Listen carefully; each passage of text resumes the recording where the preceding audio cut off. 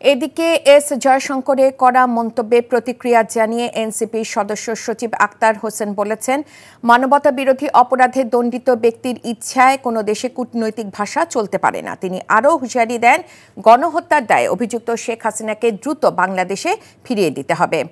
রাজধানী বাংলা মোটরে বিশ্ব সাহিত্য কেন্দ্রে ন্যাশনাল প্রফেশনাল অ্যালায়েন্সের আত্মপ্রকাশ অনুষ্ঠানে এসব কথা বলেন। তিনি বলেন, বাংলাদেশের সাথে সম্পর্ক রাখতে চাইলে শেখ হাসিনাকে দ্রুত ফেরত দিতে হবে ভারতকে। এদিকে দলের মুখ্য সমন্বয়ক নাসিরউদ্দিন পাটোয়ারি বলেন, বড় দলগুলোর সাথে আসন নিয়ে কোনো ধরনের সমঝোতায় যাবে না এনসিপি।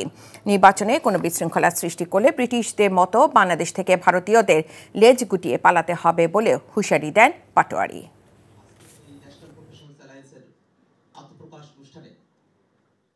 ভারতের পররাষ্ট্রমন্ত্রী জয়শঙ্কর বলেছেন, শেখ হাসিনা ভারতে থাকবেন নাকি থাকবেন না সেটা শেখ হাসিনার সিদ্ধান্ত। মানবতা বিরোধী অপরাধী তার ইচ্ছার উপর নির্ভর করে কোন একটি দেশ তার ডিপ্লোমেসি সাজাতে পারে না। আওয়ামী লীগ এবং শেখ হাসিনার সঙ্গে বাংলাদেশের জনগণকে বিচ্ছিন্ন করে ভারত যে সম্পর্ক করেছিল, সেই সম্পর্কের বাইরে এসে নতুন করে নতুন দিনের মানুষরা যারা আছেন তাদের সাথে যদি সম্পর্ক করতে হয়, তাহলে শেখ হাসিনাকে অবিলম্বে বাংলাদেশে ফিরিয়ে দিতে হবে।